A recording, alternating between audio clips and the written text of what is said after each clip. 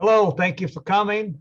It's my distinct privilege and pleasure to introduce Dr. Clark, our speaker today.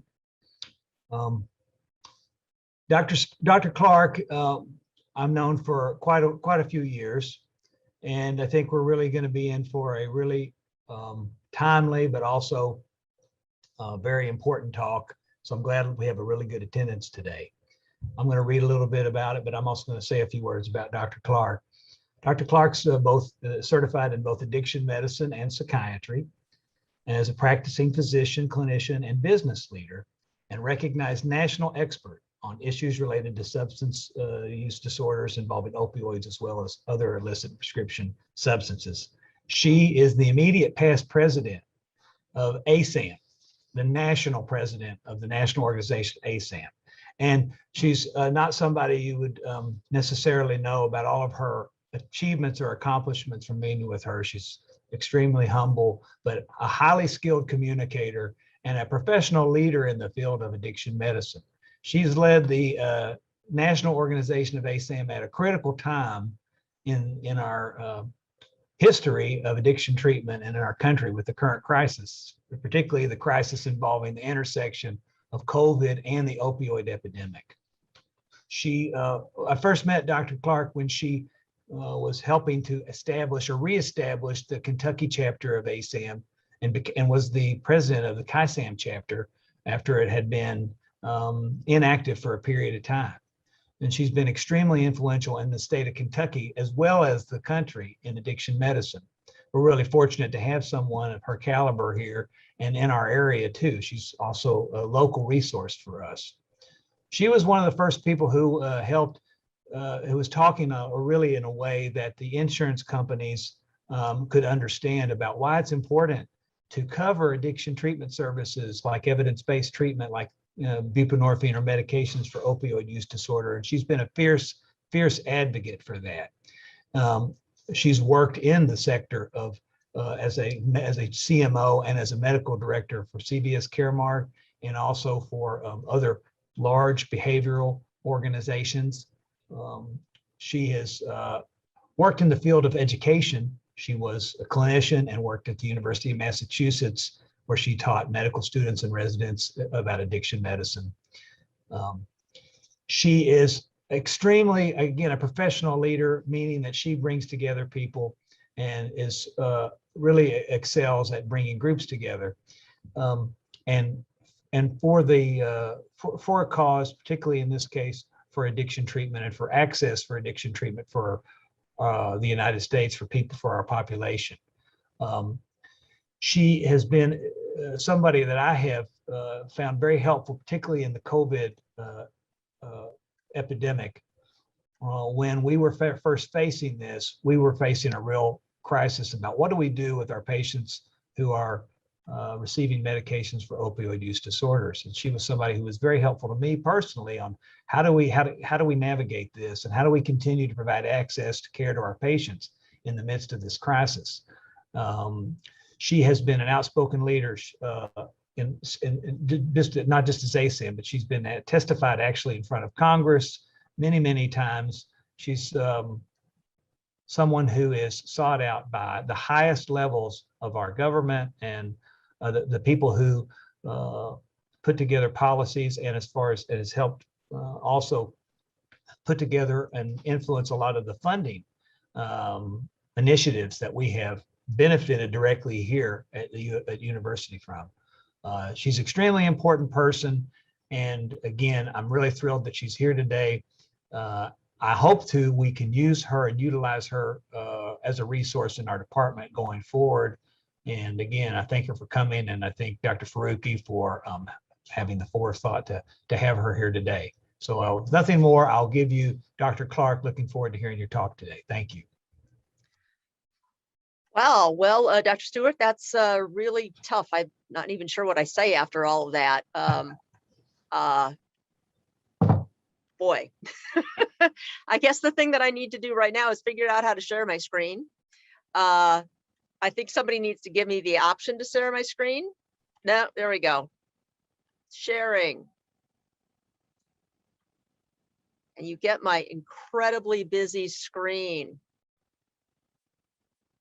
Okay. So is that too small to be seen? There you go. Go into presentation mode. I'll go like this. Okay. All right. Well, with that said, thank you very much. I appreciate the opportunity to be here and address you. I was hoping to do so in person, but here we go.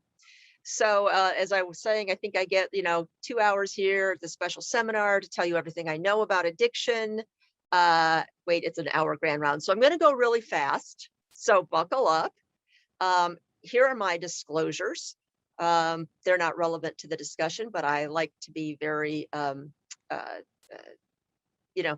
that you can see everything that's going on with me and very transparent. This is the form that I need to show you. These slides are going to go through a couple things. We're going to talk about, sort of as a psychiatrist, addiction as a chronic brain disease and what that means for treatment. And then I'm going to go through a systems approach as we think about addiction as a chronic brain disease. And here I'm going to rely on this paper that we did as part of the National Academy of Medicine's opioid collaborative in the prevention, treatment, and recovery work group. So that's what I'm going to be referring to in the back part of this talk. And don't be afraid. The slides, there are 1,000 slides here, and they are really for your reference, not for my reading of you. But that being said, for all you Shakespeare fans, they are words, words, words. So they're not very engaging visuals. These are your references. So starting at the very beginning, psychiatrists, your patients have substance use disorders. Your physician colleagues and the general public think that you treat substance use disorders. These are DSM-5 disorders. So I would ask you, do you not treat substance use disorders? Of course you do. So let's start with definitions of terms. Because there are really no generally accepted terms. So we're going to have some for our discussion today. So I'm going to say use. Use is taking a substance for a desired purpose. Example, I had coffee this morning. Substance use. Misuse, taking a medication for a purpose other than as prescribed. So technically that's if you're supposed to take something twice a day and you take it, at bedtime, 2 doses, that's misuse. We don't talk about abuse because it's a stigmatizing word. And also elder abuse, child abuse, drug misuse is not something that's harming the substance. So abuse is really a term that we don't use. Diversion, you hear a lot about diversion in the substance use disorder arena.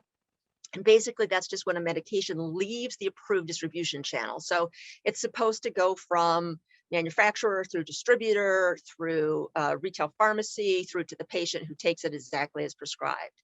And you'll hear a lot about, there's diversion of Suboxone. There's about as much as you would expect for how often it's prescribed as a controlled substance. And there is also a large amount of diversion, using the actual definition, of non-controlled substances like antibiotics and blood pressure medicines. So just something to keep in mind.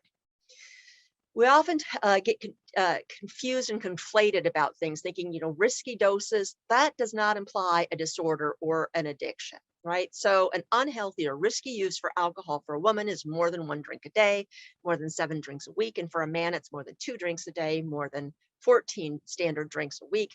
Above that, it's a risky dose. It has health implications, right? About one in every 20 cancers in this country are attributable to alcohol intake, mostly gastrointestinal cancers, but also women's and men's risk of breast cancer goes up straight line with every alcoholic beverage consumed. So drinking more than this does not imply a disorder. So physical dependence, not addiction, not a substance use disorder, right? Dependence, always a board's question. Dependence is that physiological state where the organism has changed itself to a different sort of homeostasis, where there is tolerance and a person needs to take more and more to get the same impact, or there's a withdrawal syndrome that happens when the substance is not supplied or is drastically decreased, right? A substance use disorder is defined by the APA in DSM-5. Before DSM-5, we did have substance dependence, but it got very confused between what really we mean by an addictive disease, a primary addictive disease, and physiological dependence. So DSM-5 changed that. And when I say drug addiction, I'm defining this by ASAM, which is it's about 6,500 docs and some allied health professionals specializing in addiction medicine. But basically, my shorthand for the population is addiction is a chronic disease. We can't see it from blood tests. We're not going to do really functional imaging to diagnosis. We see it because a person has lost control of their drug use, and then they lose control of their lives because of their drug use. Two more definitions: remission and recovery. So remission, any disease, right? A return to a level of functioning without active signs and symptoms of the disease, right? Or there's some level of stability in there, right?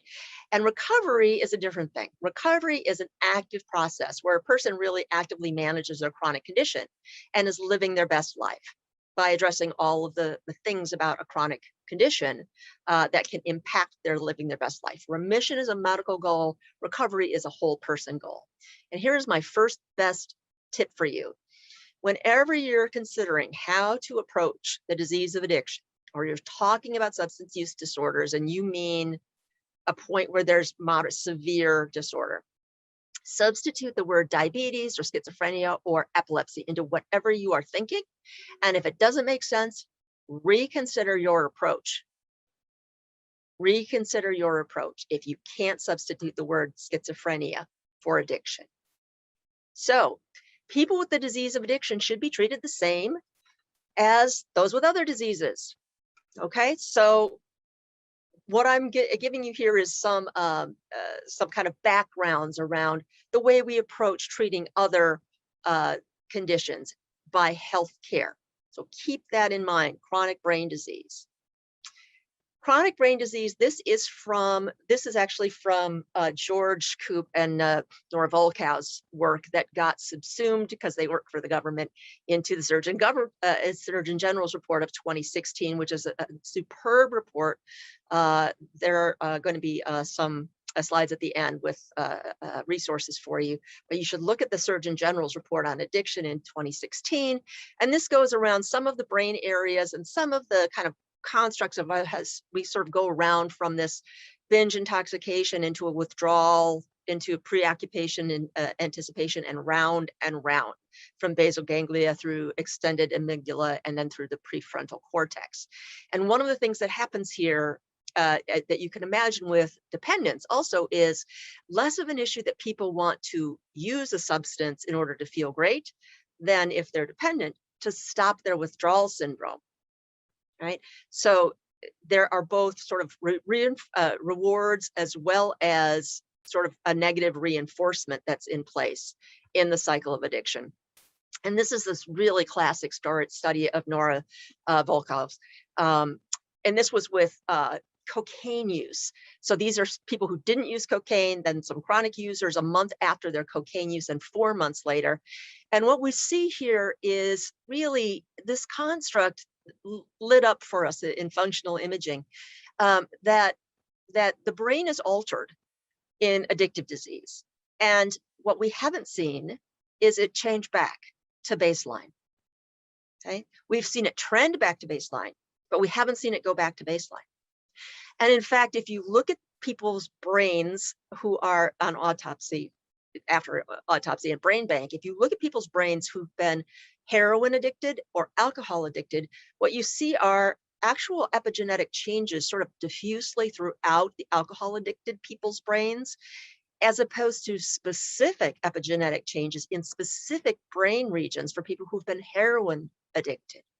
So the party line is that addiction is a disease, but the truth is that as these play out, they're really different in the brain. So using a construct that addiction is a chronic brain disease, well, what does this mean? Okay, so a disease, this means we know how to manage diseases, right? We use a biopsychosocial approach. We use a medical approach where a physician is involved, doing assessments and treatment plans and et cetera, right? Brain means stigma. Brain has always meant stigma. You know this as psychiatrists. You know, many parts of the world, they still consider people with epilepsy to be demonically possessed. You know, we've come a long way with neurological diseases and psychiatric diseases. And basically, right, the difference is that neurological disease is a psychiatric disease that we now know the etiology of, right? So they take it away from us and it becomes a neurological disease. We haven't come anywhere near that with treating the disease of addiction. And chronic means that we have to help a person manage their disease state. Okay, so use this example of diabetes. Okay, so imagine a person who's got diabetes who is not really controlling their disease state. Right? So they're in and out of the emergency room in DKA. They may be in such bad shape, they're admitted. We normalize their sugar, we give them treatment. Now, what do we do at that point? Do we discharge them without any insulin, send them home, and then when they come back, say, well, why? We showed you what to do. We taught you about your diet and exercise. Why are you back here in DKA? Then we send them to a 28 days where they're going to get maybe medicine, but very tightly controlled diet and exercise. And then we discharge them and then we blame them when we come back. This makes no sense, right? So say the person is actually now monitoring and actively managing their disease state. Okay, and they are checking their sugars and they're doing their diet and exercise pretty much. Okay, and then they go to a party and they have a piece of cake and a beer. They are not adhered to their treatment plan. Do we say this is a failure of their treatment plan and they need to have a change? No, of course we don't do that. We don't expect people to be fully adherent to any treatment plan for any disease. Why would we expect this of addiction? Simply stigma and discrimination, right? We can't just say, here's your insulin, there you go, and now I've treated diabetes, right? They're never going to get control of their sugar until they go through the psychological and spiritual issues that may be apparent. Those of you who've had to tell a teenager that they've got type 1 diabetes, they have some spiritual crisis going on with that as well. But do we do this with, we can't just say, here's your buprenorphine, off you go. If the person with diabetes family is having, a bowl of ice cream every night, they're not going to get their sugar controlled. This becomes a family issue as well, right? For training and support and et cetera.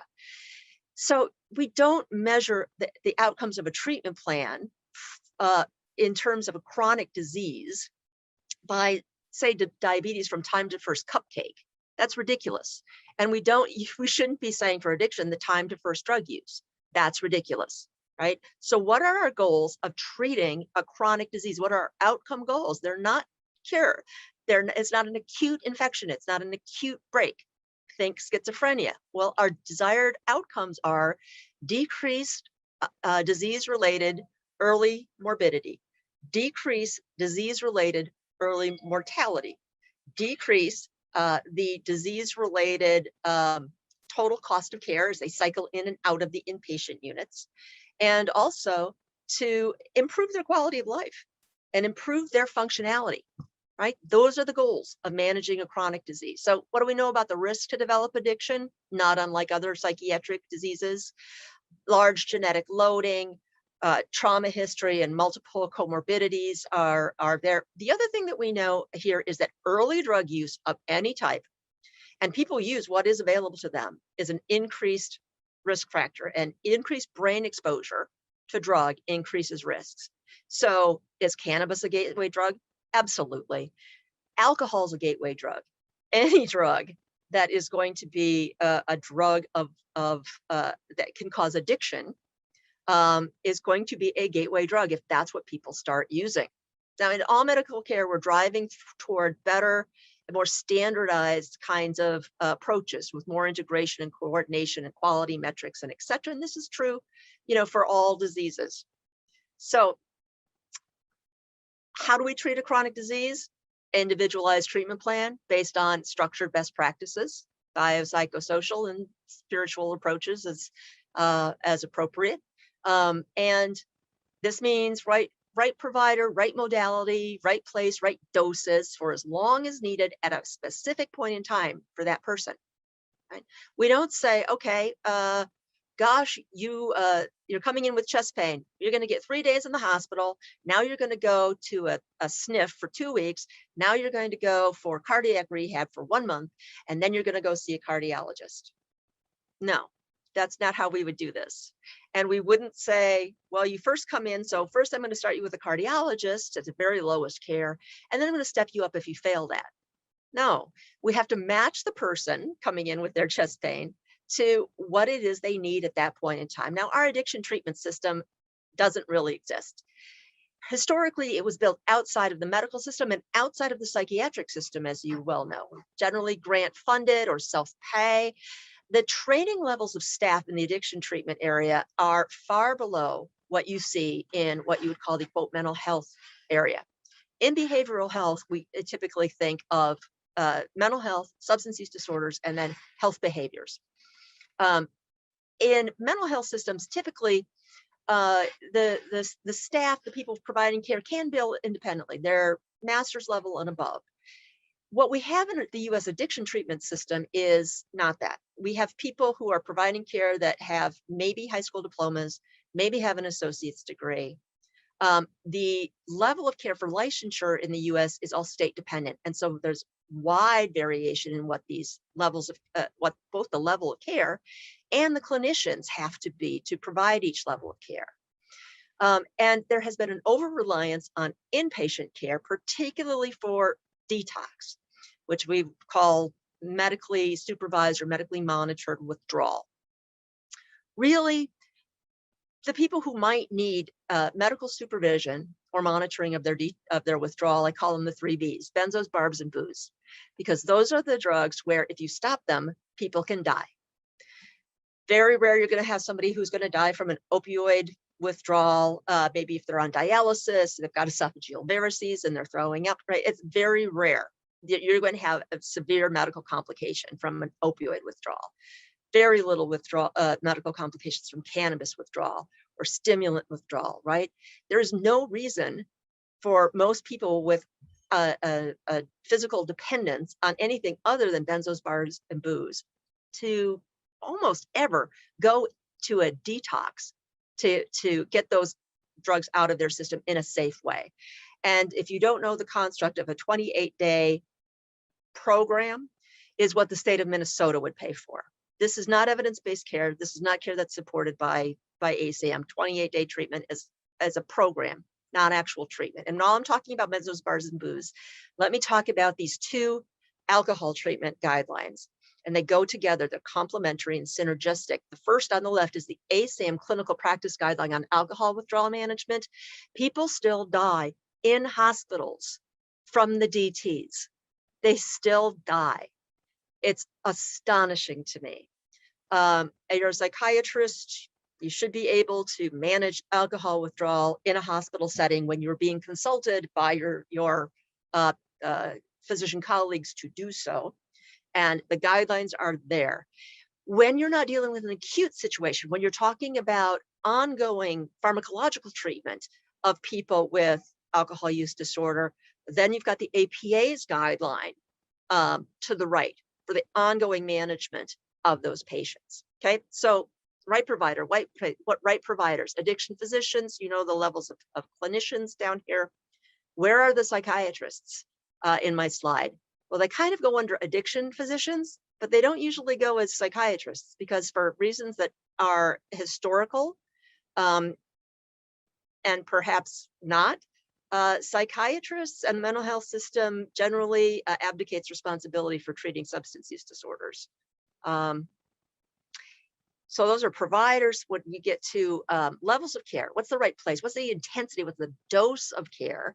The dose of care is actually something you find in the ASAM criteria. Now, there are 3 things that this does on the left, and they're actually in opposite order, but they're in the patient's order going up. So first, it's a multidimensional patient assessment tool, generally required in many, if not most states now, for insurance companies to either cover or not cover. So the ASAM criteria, you'll hear about this because WIT versus UBH really set this out as precedent.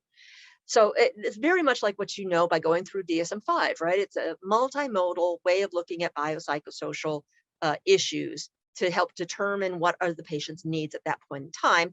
And then the second thing it's done is it's used to match patients to the appropriate level of care based on that where they are at that moment. But the underlying thing there is it provides universal standards that establish a full continuum of care.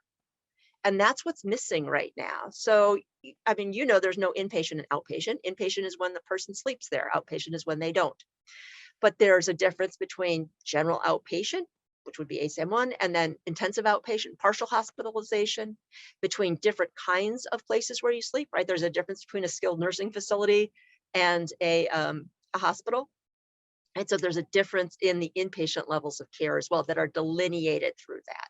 Because we don't have national standards and these states idiosyncratically license, then even when you make a diagnosis and you're saying, okay, this is the level of care the person needs, there is no way to know what a given treatment program actually delivers. So a lot of the data that we look at here for addiction, it's not even apples to oranges, it's apples to anchovies. States are so radically different and lack so much oversight. There's literally no transparency into what care can be delivered by a program. So a primary problem is that most addiction treatment programs don't provide baseline care. No one's demanding it. There's really no NAMI in place. NAMI, as you will remember or have been taught, was really built by psychiatrists, the pharmaceutical industry, and relatives of people with what then would have been chronic mental illness. And that's the basis of where NAMI came from. There's no such coalition here for addictive disease. Only around 40% of any addiction treatment program in the United States, all of them, use any of the 3 FDA-approved medications for OUD. And even if they use them, they often use them only for, quote, detox, which is inappropriate. And can you imagine that for any other disease? I assume that there's still a board question about the Chestnut Lodge case, Osheroff versus Chestnut Lodge, where Dr. Osheroff went into the psychiatric hospital. He was a nephrologist, and he had major depression or bipolar disorder. They did what they did back then. They regressed him and regressed him and regressed him. He got worse and worse. He wanted to get out. He couldn't get out. He was there for months. He finally managed to get out. He went to another facility. They put him on medications, and in 3 weeks, he was substantially better, and he sued. And this is where the duty to treat comes from for us, our duty to treat as psychiatrists, right? It's part of our ethical responsibility.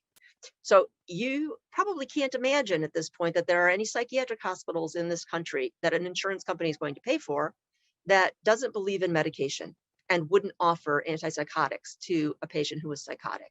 This is the status we're in with addictive disease now. So you'll hear a lot about abstinence-based programs.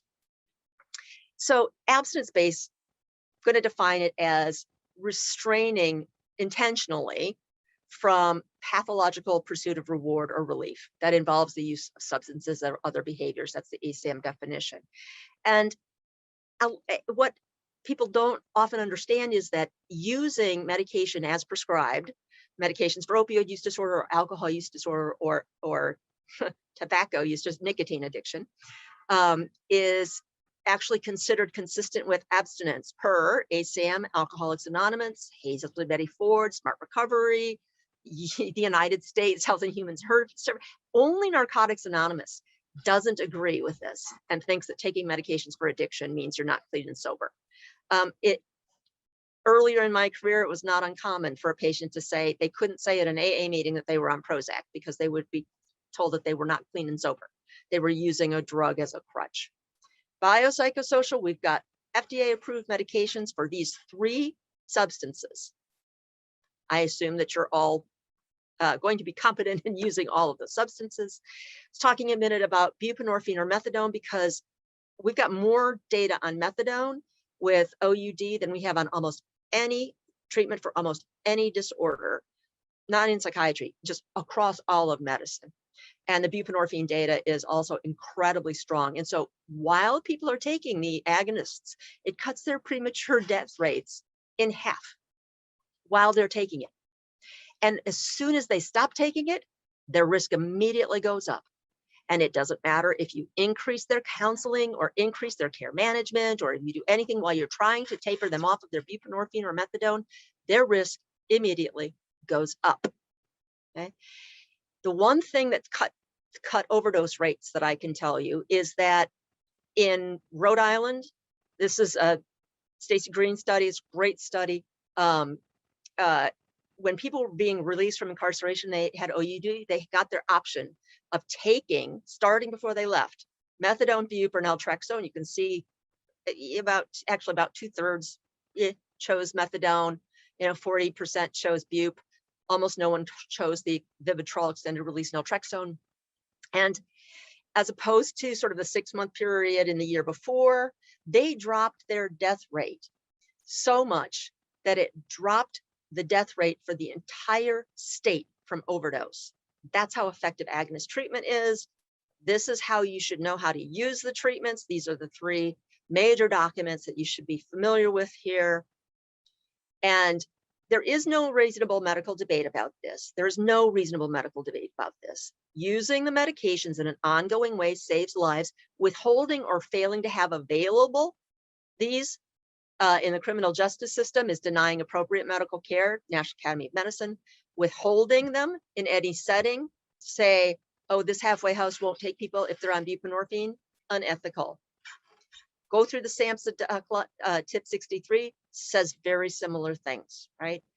The term medication-assisted treatment, insulin does not assist the treatment of diabetes. Buprenorphine does not assist the treatment of opioid use disorder. It is treatment. It is core treatment.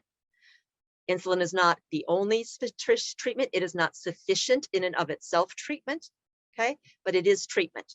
So ASAM says if you're going to say MAT, it's medication for addiction treatment. SAMHSA tip 63 doesn't talk about MAT. It talks about medications for opioid use disorder or pharmacotherapy, which is the bottom, MAOUD. And the National Academy of Medicine report uses the term medication-based therapy. Now, you know your standards for medical care is informed consent, right? You have to discuss risks, benefits, and alternatives. If you've got a patient who you know has got addictive disease and you don't discuss risks, benefits, and alternatives of prescribing them FDA-approved medications for their diseases, you are not engaging in informed consent. And your patients have substance use disorders. If you're not checking a drug test, you have no idea what your patients are really taking. You are not omniscient. You don't know. You can't know. If you think you can tell, you are really kidding yourself. If you're not doing a drug test, you have no idea. And your patients have addictive disorders. And whether you ensure that they're getting appropriate diagnostic and treatment and care so that they can manage their disease and be there for their kids and be there for their elders and have good health outcomes, that's up to you. But as psychiatrists, we are responsible not only for the care that we provide, we are responsible for the care that we choose not to provide, acts of commission or omission in your malpractice coverage. So your example, I think my patient has addiction. I won't or can't treat it. So I'll tell them to find a counselor somewhere, refer them to a non-medical practice I've heard about, even though I don't know if they provide appropriate care, discharge them from my practice as soon as they're not perfectly adherent to the treatment plan. Really good ways to get yourself sued and lose a lawsuit. Now, I hear this occasionally from psychiatrists. I don't treat addiction. That's a subspecialty. Really? So never, when you're out there in your world, are you going to perform consultations in your hospital, even though you aren't subspecialty boarded in CL psychiatry? You're not going to see a person over 65 because you're not boarded in geriatric psychiatry. And look at all these other subspecialties to which we have access to be board certified, sub-certified as psychiatrists, sleep medicine, pain medicine, hospital. Do you never treat a person with a brain injury because you're not subspecialty certified? Certainly not. Okay. So this is me going through my initial piece on us as psychiatrists. And since I turned my phone off, that it wouldn't buzz, I have no idea what time it is. So, oh, good, I'm in good shape. Yay me. So now I'm going to talk about the implications for systems as a chronic brain disease. Now let me go back one more. As psychiatrists. When I tell people that psychiatrists have 1 month of training in addiction, for 4 years of medical school and 4 years of psychiatric training, they're shocked. Our physician colleagues are shocked. Our patients are shocked. The people in our communities are shocked. They think these are our disorders and that we treat these.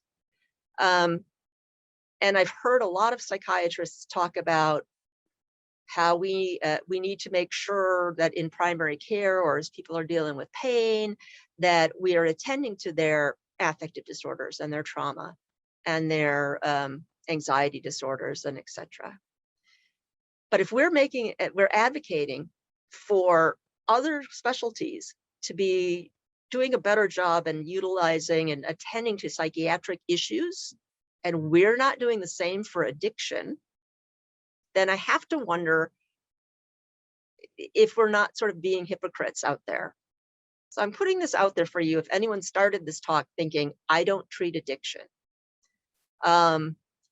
it's almost like, well, if patients have behavioral problems, we'll send them to psych, sort of like things rolling downhill.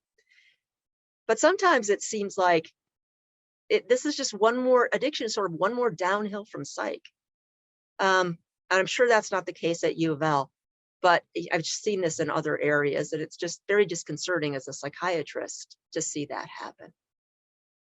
So now I'm going to pivot to this paper in the National Academy of Medicine's perspectives on its very exciting title is Guide for Future Directions for the Addiction and OUD Treatment Ecosystem. It is based on the underlying constructs that I just talked about this is a chronic brain disease.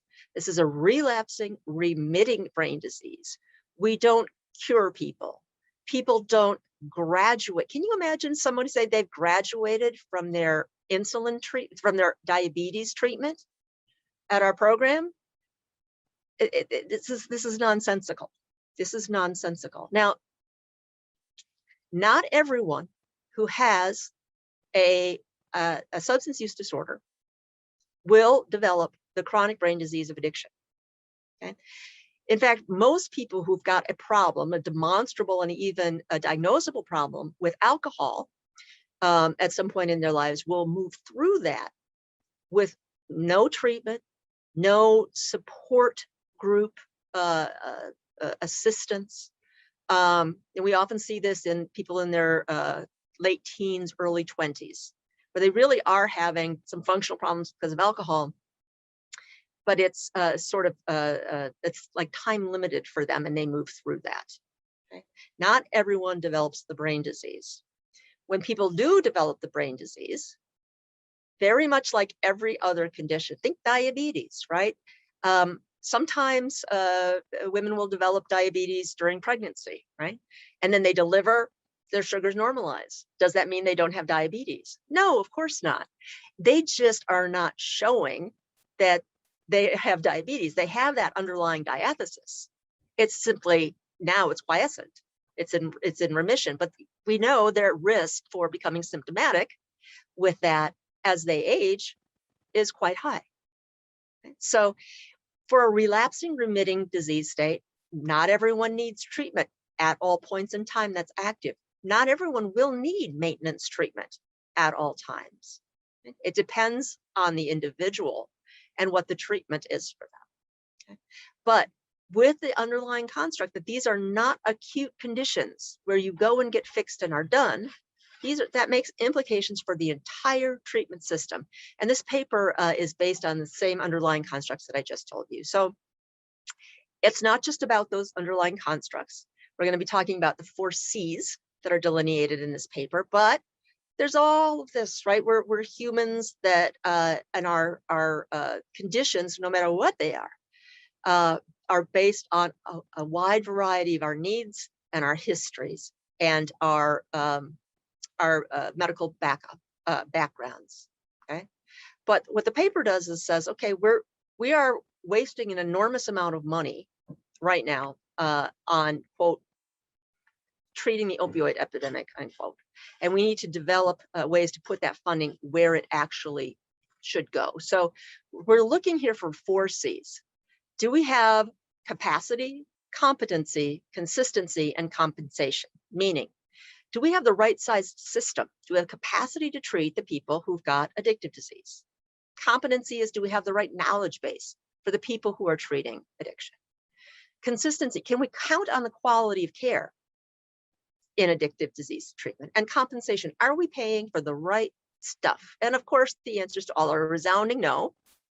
Addiction treatment is not adequately taught anywhere in our training programs. Much of the country's got no access to providers whatsoever. We tolerate a level of lack of quality of care for substance use disorders in this country that we would never accept for any other kind of disease state. And most, I'm going to say most, it's much, but I mean, really most of the OUD treatment in this country is harmful rather than helpful. And I'll give you this is a simple example.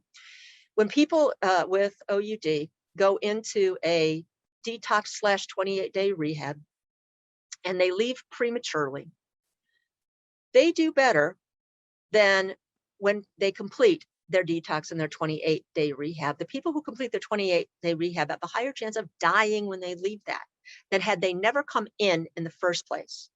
And that's because they've lost their physiological tolerance. And even if you tell them you can't take as much OxyContin, whatever, as you had before, they still have lost their tolerance, and they leave rehabs.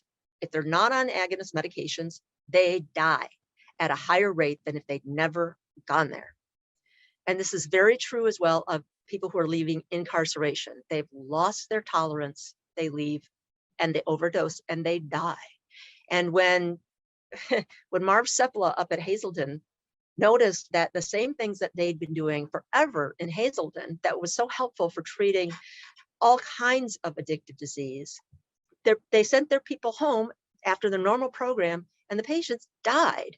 He said, hey, we can't hold our ideology. We have to follow the science, and started using agonist treatment and was literally booed off of podium, at least one podium, by the people in the quote treatment industry for this stance. Capacity.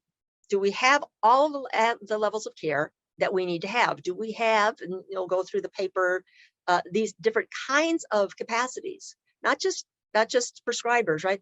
We need all of the workforce. And as you know, our workforce, our mental health workforce, is not trained in addictive disease. Our social workers, our psychologists. Do we have the capacity for telehealth, for naloxone rescue, for syringe exchange programs, and then those underlying things that we're calling social determinants of health, which I'm just going to call it underlying, Maslow's needs. Competency also talks about how are we training people? How are we evaluating them? How do we know what we're giving, that what they're getting is appropriate care, and how do we help train them? Okay. The kinds of core competence for medicine that have been out there for 20 years from the IOM study 20 years ago that have gotten baked into other specialties have not come in to this part of psychiatry, into addiction at all, at any kind of scale. So there are problems throughout why this is happening, but let's just call it. There is a very deep issue in how healthcare practitioners and the public understand addiction as an illness, as opposed to just bad choices, bad behavior, moral failures, right? It is very hard to fight your own brain. Go back to Nora Volkov's PET scans, right? Brains are changed. It is very hard to fight your own brain. Consistency of care. So you'll see a big push right now toward paying for care. And it's important to understand always that pay for performance has to be based on process metrics first. You can't just say, oh, we've saved money this year on diabetic care if you haven't done their retina exam and their foot exam and their A1C check this year, right? There are process metrics which must be done before you get into anything else. There are some process metrics in place for addiction. They just haven't been widely adopted, and they look a lot like the ones for depression and et cetera. And then compensation.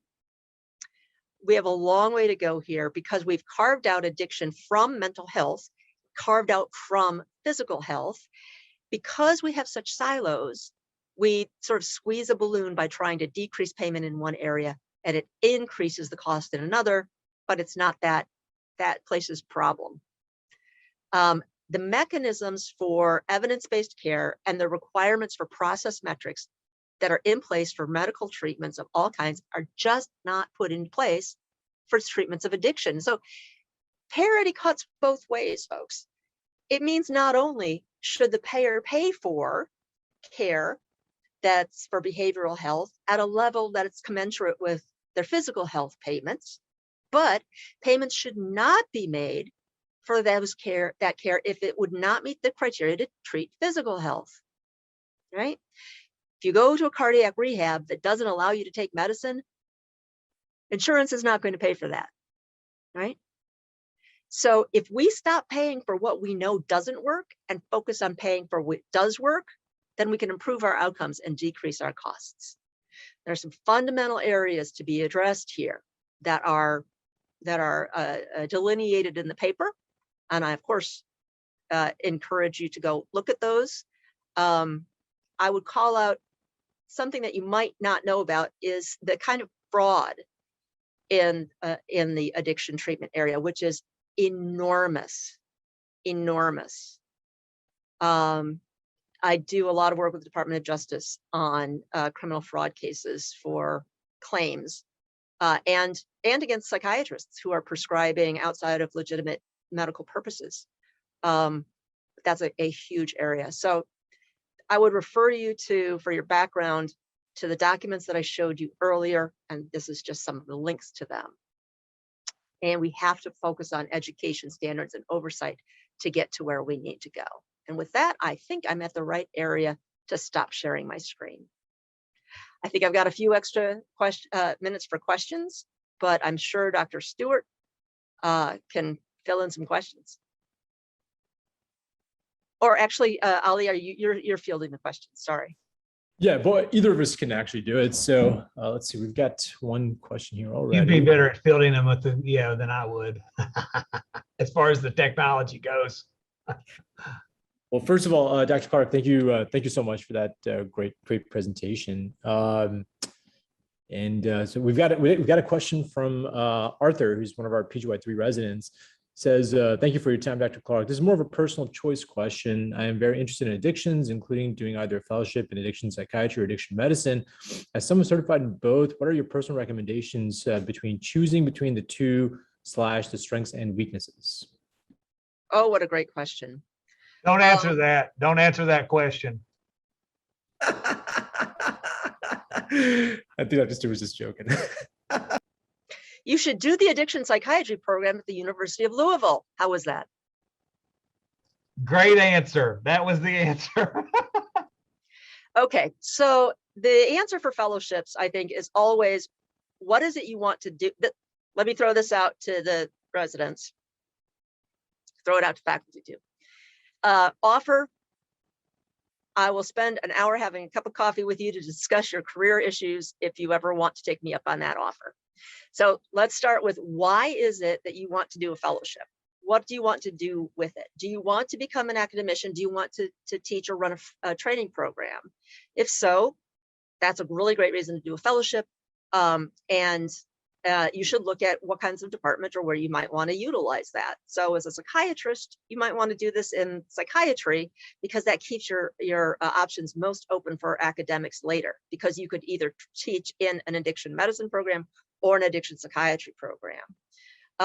Are you looking to, what are you looking to do with it? Are you looking just for additional knowledge and education? Are you looking for where do you want to network through? Some of it really depends on where you want to go and what you want to do with it. As psychiatrists, we have options of both. As I've got to say this, Chris, sorry.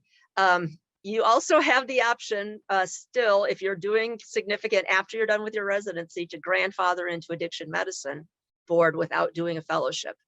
After you've been out there working for a little while. I'm old enough that grandfathering is how we did it. So there really is, though, something to be said for getting that well-rounded education of doing a fellowship.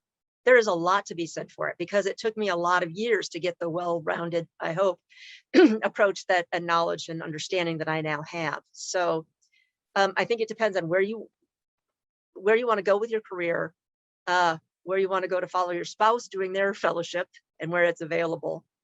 And then the faculty you really want to work with. So that's my answer.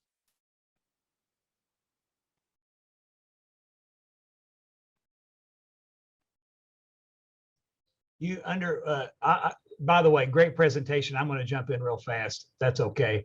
I just really appreciate your take on things and how you present things, as always. Really enjoyed it, and I appreciate again you coming here and doing this talk for us.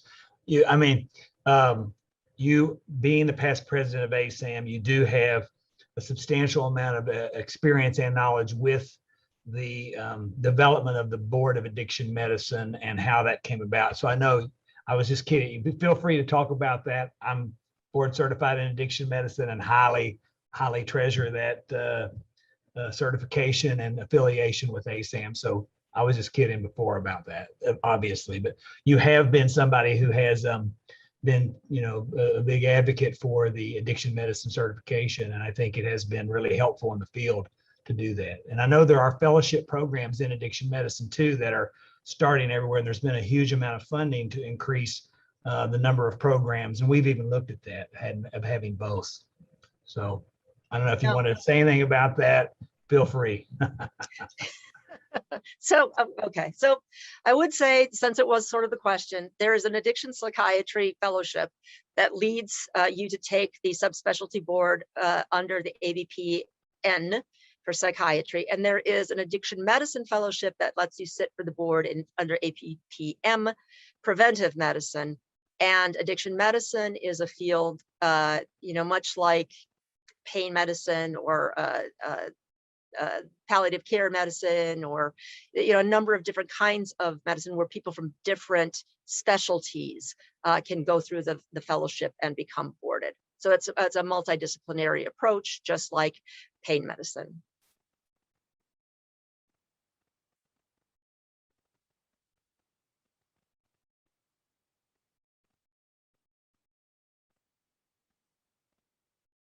That one's I think that's for the training director here. Options doing electives as fourth-year residents. Ali, I think that can be addressed by Dr. Caudell in terms of what's available. As you guys all know, we all do our SUDS rotations, our PGY 2-year, and then there are other options that are available. Now, I actually had a question about the systems-based approach to addiction medicine as well. Do you, it's interesting that you talked about the fact that the treatment for addiction has kind of been siloed and we psychiatrists have not really taken responsibility for the treatment of these patients historically.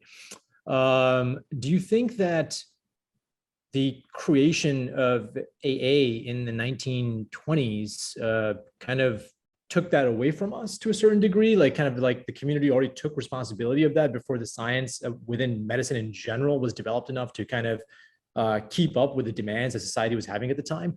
Did that kind of already create the atmosphere where it'll be very difficult for us to reclaim that now that the community at large has kind of run with it over the last 100 years?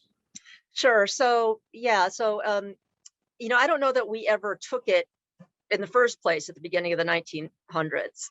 And so AA came out of a charismatic Christian movement in the U.S., sort of based straight out of that approach, and because really it was not sort of medicalized, the same way that psychiatric conditions were sort of carved off and shoved to the side. And prior to Thorazine, psychiatric hospitals were just, if you haven't seen Titicut Follies, you should definitely find Titicut Follies and watch that as psychiatric residents.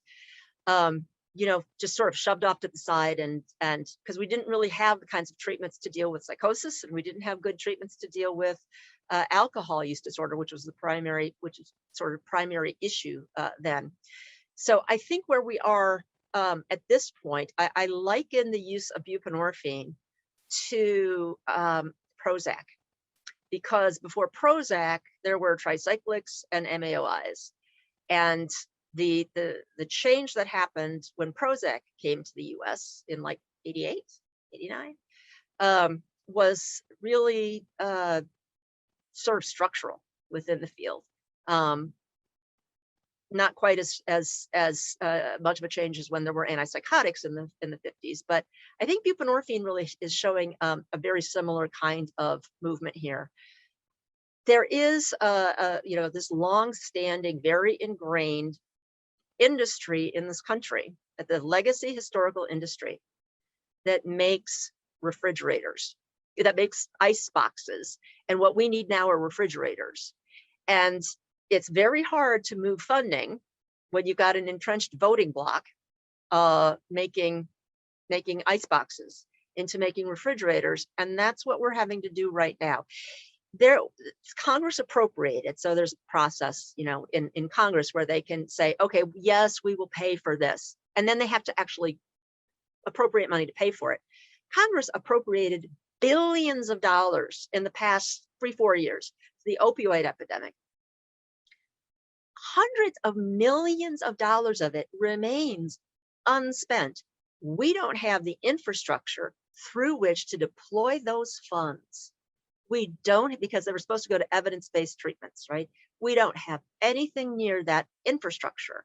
And therefore, funds went out for things like lots of naloxone rescue. Well, that's great, but rescue is not going to turn the tide, right? They went out for, a variety of things, drug disposal, medication disposal, great, but not going to turn the tide. We don't have the treatment infrastructure, and that is the primary piece that we've got to be building that goes along with the payments. We need to stop these payments for things that we know are harmful. It's ridiculous. And we as psychiatrists have to step up. These are our disorders. Who do we think is going to have them? It's not like there are not enough of us. There are 10 times as many of us as there are addiction doctors. 10 times. I might add you to say a little more about these are our disorders, in that these patients with addictions tend to have other psychiatric problems, in my experience, and so they tend to be our patients for other reasons too. They are our patients. You look at that Venn diagram of the overlap of those co-occurring disorders, which you will do immediately before taking your board exam. I haven't done mine for 3 years since my last re-up, so I don't know offhand, but it's a very big overlap in your Venn diagram. And the truth is that too often psychiatrists are just sticking their heads in the mud going, no, my patients don't have addiction. Okay, well, pretending they don't and asking them and having them say no really doesn't get rid of your responsibility.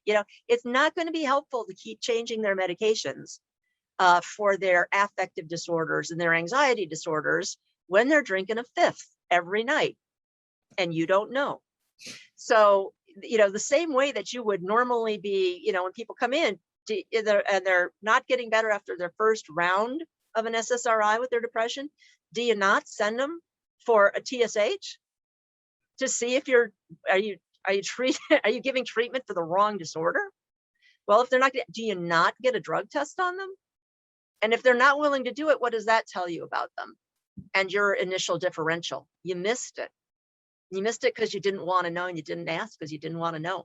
And often we don't want to know because we don't know what to do. See, and that's not a good answer. These are our disorders. We should know how to do motivational interviewing. We should know how to do motivational enhancement. We've got 3 kinds of substances for which there are multiple FDA-approved medications that we can access for our patients, and need to do so if we are going to give informed consent, appropriate legal and ethical care. Thank you. Dr. Shanebacher, who's one of our attendings here, has a question on the Q&A. Can you comment on the limitations on prescription by licensure, specifically with regards to a generalist discharging an opiate addict from the hospital or consult service? Is there a movement to allow methadone and buprenorphine prescriptions to not be as limited? Well, buprenorphine prescriptions aren't really limited. There's no particular limitation on that. It's a Schedule III drug. So if a person is being discharged, if they've got OUD and they're in the hospital, hopefully they're on buprenorphine, would be your best option, assuming they're in the hospital for an OUD related thing, right? Infected heart valve, cellulitis, whatever that is, wherever they're there, motor vehicle accident because of their drug use. So hopefully they're on an agonist when they leave. Now, you cannot prescribe methadone to treat addictive disease in the US. It's a violation of the Harrison Narcotic Act that was like, it's 104 years old or something. So you cannot prescribe it for that. You can prescribe all you want for pain, but not for addiction.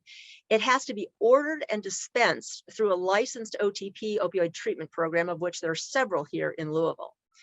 So prescribing, you should not be putting somebody out with a prescription for methadone to treat OUD. Don't do that. But you can have them go follow up at the OTP, absolutely, and they should be. You should have some process in place. It's surely at the university hospital to get people inducted and then stabilized on methadone there.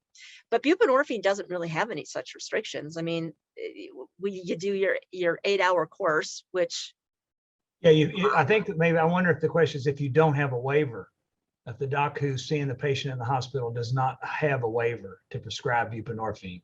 Why would a doctor at a university hospital not have done a little 8-hour training to prescribe buprenorphine? Now, there's quite a few people who don't have their waiver. You're aware of that?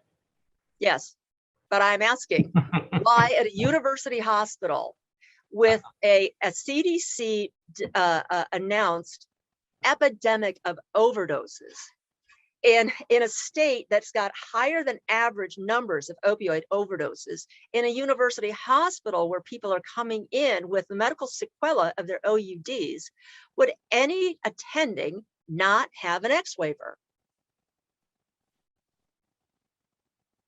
Other than they choose not to engage in appropriate evidence-based care. They don't want to take responsibility for providing appropriate care. Well, how could that be at a university hospital, I ask you? So Am I offending anybody on the call? Get your waiver, right? Basically, that's the answer to that. I would say there was a real attempt, and there has been, when Dr. McCants Katz came, this is a question we had. What about getting rid of the waiver and letting people prescribe it, rather than go through that? Isn't it a barrier to people getting to having this be more integrated into everyday medicine? I mean, I think that's one of the issues. It can be a barrier for a lot of people who are, admittedly really overwhelmed with their own responsibilities in their own areas. That, like you said, recognize that they're being asked to deal with this problem, and they're confronted with it, and they want to do it, but for whatever reason, they haven't found the time to get the waiver. We had a big initiative where we trained a lot of people in the waiver and got more waiver docs.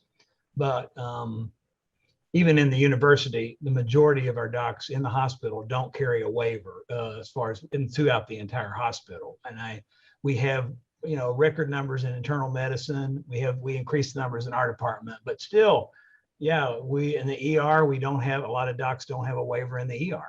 If you and in the ER, our patients come into the ER and they're not necessarily able to get that. We've had more residents get waivers in some ways than faculty. That's right. So that's right. Because when you deal with issues of discrimination, we find the younger people tend to have lower levels of. But what about the part where if you don't have a waiver, can you prescribe it to somebody leaving the hospital? No. Okay. No. And so there's two things about the waiver, and yes, the waiver is discrimination unquestionably. So there's two things that are a part of that. The first is that there's a federal piece of this. And the second is that there's a state piece of this. And so residents, you have to know whatever state you're going to, they are going to have different regulations than where you train. And you need to know what you're doing in the state in which you are prescribing, because where that patient sits, even if you're doing telemedicine, where the patient sits is where you'll get sued. That's what you have to follow, is where they sit. So in Kentucky, even getting rid of the X waiver nationally would not get rid of it in Kentucky, because Kentucky has put their own restrictions on. Kentucky is the only state that I know of that just like last month outlawed telemedicine-based opioid treatment. Absolutely absurd. You know, we're dealing with a very entrenched legacy industry and a lot of stigma. But just getting rid of the feds, you have to go state by state. And then you have to go to the issues of the payers, because the payers are going to have on their policies that they have to be data waived in order to pay for this as well. So what happens when we start with some kind of regulation is that peeling off the regulation takes a really long time. And there's very rarely anything that looks like a simple fix for that, right? Any simple fix to a complex problem just leads to unintended consequences. So, you know, how much CME do we do? A ton. How hard is it to put the CME thing on while you're, you know, doing your notes and you're listening to it in the background? No, people are not getting their waivers because they don't want to feel responsible for using their waivers. This is simply a stigma and discrimination thing. And, you know, if you have to in the U, pay doctors $500 when they get their waiver. I think we've got a resident here. Ethan, do you have the question, I think, as well? Yeah. Hey, Dr. Clark. I'm Ethan Short. I'm one of the fourth-year residents, actually going to be working in addiction when I get finished. First off, you got me all fired up over here because you're obviously super passionate about this. And I love the way that you continue to reference other chronic medical conditions throughout your presentation. I hope you don't mind. I'm going to take that for my own presentations moving forward. But other than destigmatization, making MAT and collaborative care services more available, and some of the compensation issues, what do you see as kind of the solution on the illegal drug front, on, you know, drugs being smuggled into this country? Do you think there is a solution, or is it a war that is lost no matter what we do? Yeah, no, that's not a solution. You can't stop that. That's not stopping. All that happens is you get a huge game of whack-a-mole, right? So, and this is a matter of demand reduction. We've got to drive with demand reduction at the same time we move with supply reduction. One doesn't do it. So, you know, at one point they reformulated OxyContin. They reformulated it so that it was sort of slow release. And now people didn't like to shoot it as much. It did something with it. So they moved it over. It was a problem when they snorted it. So people started instead, amazingly being allergic to OxyContin, they now wanted Opana, oxymorphone, right? Simple supply and demand, right? Supply reduction without demand reduction leads to increase in prices and the development of substitutes. And that's how we got more heroin, and now fentanyl is substituting for the prescription opioids. So we've got to do demand reduction. The way we do demand reduction is not by sending people into a school and talking about, please don't use drugs, it's bad for you, because actually what happens when you do that? What does the data show? It either does nothing or it increases the rates that kids use. That's correct. Yes. But we do it because why? It makes adults feel good, right? We're doing something for the kids, right? It's harmful. We keep doing what's harmful. So what does work? What works is resiliency skill training, teaching people, and not just kids, parents, teachers, all the people in the community, how to cope with their stress and anxiety and etc. in ways that are not drug use or domestic violence. Actually, I think the data look pretty similar, that resiliency skill training actually helps decrease with domestic violence as well. So we have to do something so people are less likely to be taking and continuing to take the drugs. in a demand reduction sense. And the supply reduction sense is really interesting. You're talking about smuggling illegal drugs, because what is the movement right now? Huge amount of money into legalizing drugs. Billions and billions of, so we've got Soros funding the Drug Policy Alliance. The Drug Policy Alliance has sort of infiltrated its way in through.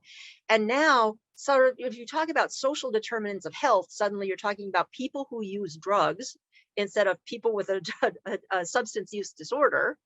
And this whole conflating this construct that, you know, meeting people where they're at means allowing anybody to use whatever drugs they want.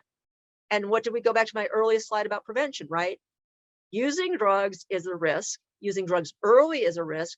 Using a number, the amount of drugs is a risk for developing this brain disease. But we are pushing right now as a culture toward destigmatizing drug use instead of destigmatizing the disease of addiction. And that is going to cause us a lot of problems. So it brings back to Aldous Huxley and Soma a little bit there. But Laura's got another question here. She says, were there any differences in death rates with Suboxone versus methadone treatment for those receiving MAT? Oh, good question. Not statistically significant. Go look at it's an awesome article. If I said that, by the way, as you guys go and look at the things I told you, if I told you something wrong, come back to me and say, yo, you screwed that one up, Clark, okay? But no, there's just, nobody chose they don't like the Vivitrol, the naltrexone.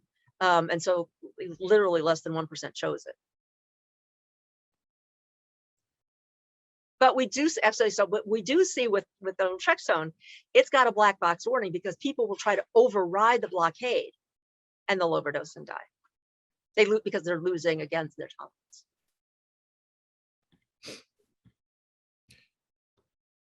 All right. I know we've got some medical students here too, and we got some junior residents here. Does anyone have any, do you guys have any comments or questions for Dr. Clark? Not every day that we get to speak to a. I got a question, by the way. I do. I'm not a medical student, but if nobody else has a question, I've got one. I would want to hear. So we're in the middle of a pandemic, a COVID pandemic, and it has had an influence on treatment, particularly medications for opioid use disorder. You mentioned drug testing and how important that was to identify people with.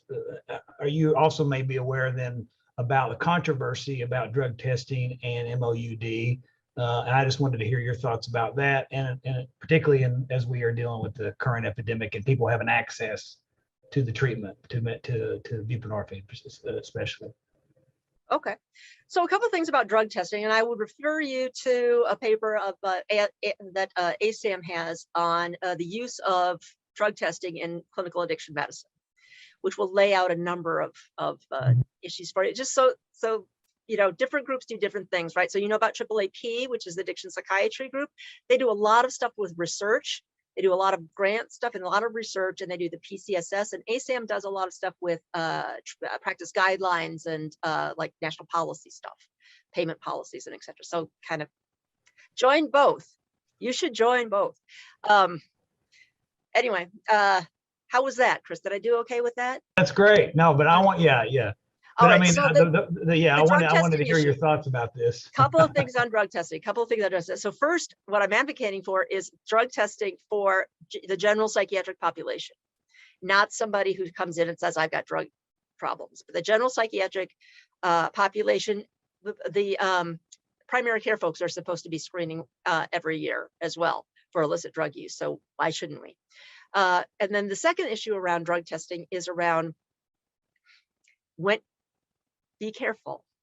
When you order a test, you are responsible to utilize the results of those tests, right?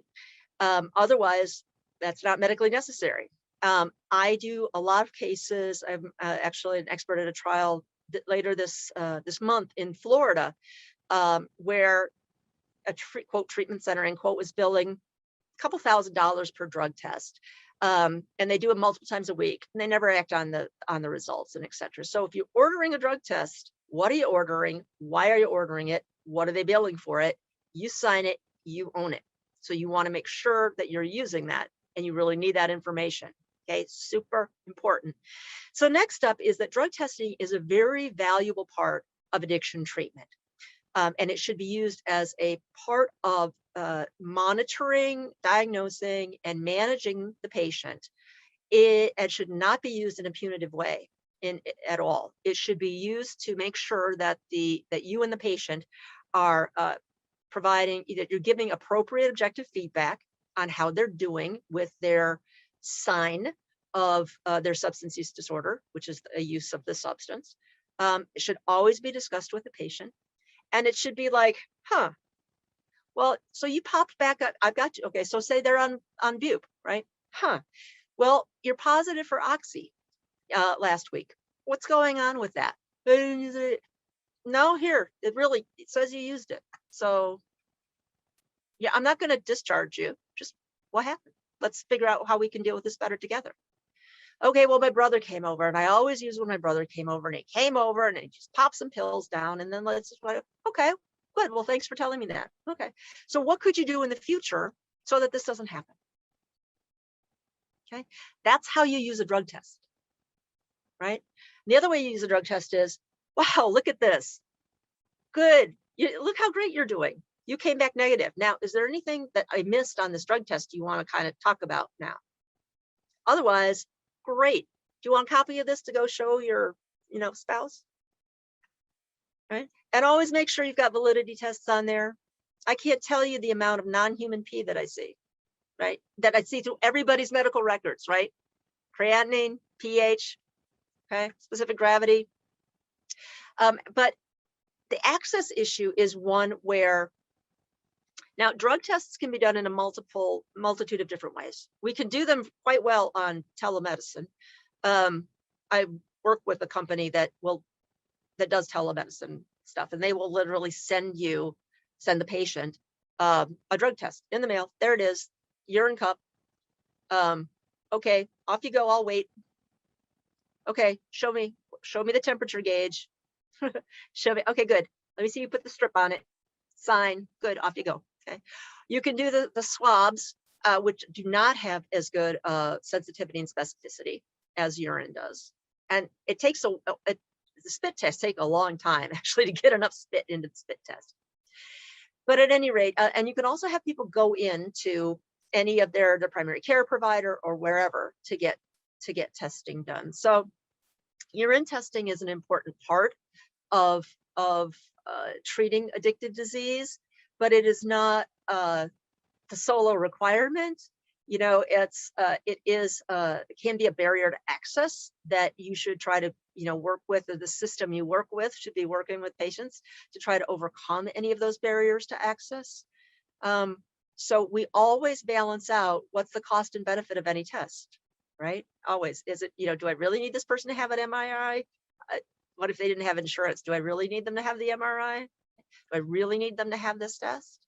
And that should go into your cost benefit analysis for the patient, how they're doing at that point in time, what you feel like also your risk is, what is your life, the last 3 times you were positive for benzos, I'm kind of scared with you being on methadone because you're not prescribed this, so I need another test. It depends on where you and the patient are at that point.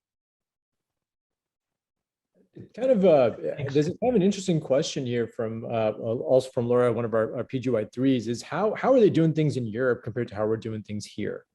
How many countries in Europe are managing OUDs compared to the US? Which I think it's kind of interesting to know about, because I know we know from a lot of different diseases as well, especially some surgical diseases and things like that, that Europe does things a lot differently than how we do things here. Well, Europe isn't a country, so different countries deal with things in really different ways. EU. What? The EU. Still not a country. That's an economic entity. That's how they are put together. They're not put together with the same laws and regulations around everything else, right? So you'll hear a whole lot about France putting buprenorphine basically in the water. Don't drink that Kool-Aid. Go look at those data and why that's the case with so much buprenorphine in France and what that means. The truth is that nobody's got the kind of problem with opioids that we have, right? The US is 5% of the world's population and 85% of the world's hydrocodone prescriptions. We prescribe pain meds. That's what we do. We prescribe benzos. We prescribe stimulants. We prescribe all kinds of stuff that would never be. You get a hip replaced in Norway and you're not getting opioids. I mean, the stuff that we think, oh no, right? They just don't use them, right? So we do. So we've got this problem. And we also have this problem because of the hyperesthesia, hyperalgesia that happens with the opioids that we still, too many doctors don't understand. And they don't understand the difference between dependence and addiction. So when people are in withdrawal, physiological withdrawal, patients think, I can't make it without. I tried to make it without. I need a detox and a rehab. I'm addicted. No, you're just physically dependent. And I will tell you, most doctors won't make that appropriate diagnosis. Not trained in it, don't know how to do it. Oh, you can't stop your opioids? Okay, off to a rehab. Totally wrong place for physical dependence only, without person having lost control of their lives because of their drug use, right? And having lost control of that drug use. So what happens with opioids, you know about the hyperalgesia, hyperesthesia? So Chris, you know, that doesn't help me. The resident didn't say yes. So, okay, so you use your opioid and your pain goes down. But then as it wears off, actually, what happens is over time, you use again, it goes down, it comes back. Your baseline pain goes up. That's your hyperalgesia, hyperesthesia, right? So what people find when they stop taking their opioids is they have less pain once they get over that withdrawal and nightmare. Very much I tell people it's like, you know, people who say that they smoke to calm down. Okay, well, if you're not physically dependent on nicotine and I give you nicotine, what's going to happen? Your heart races. You're going to start trembling, right? You can't sleep. You get agitated, right? Nicotine does not calm you down. Nicotine calms down nicotine withdrawal. That's what you're calming down. But you would actually be less nervous and anxious if you stopped smoking than if you continue the cycle of intoxication withdrawal, right? So Europe does things very differently, largely because they have a really different problem than we have. And it's country by country. So some places, pharmacies will dispense methadone. People get their daily dispensing there. There's a really wide range of different approaches.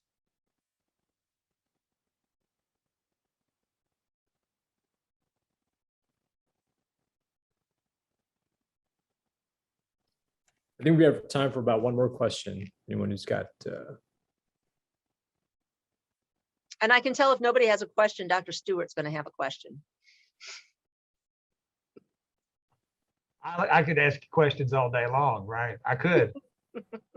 I can blither all day long. I'll call Dr. Clark up and ask her questions too, all the time. Yeah, no, I really appreciate you coming. I think that you did a great job, and it's also this part, getting to hear you talk about different subjects that sort of sheds light on your breadth of experience. That is really good to hear, and I'm glad that somebody's got a question. Looks like. Oh, no. Anyway. I always get a lot out of listening to you talk, and I appreciate you coming, and you did a great job. Well, thank you. Appreciate the opportunity. Hope to see everyone in the near future then.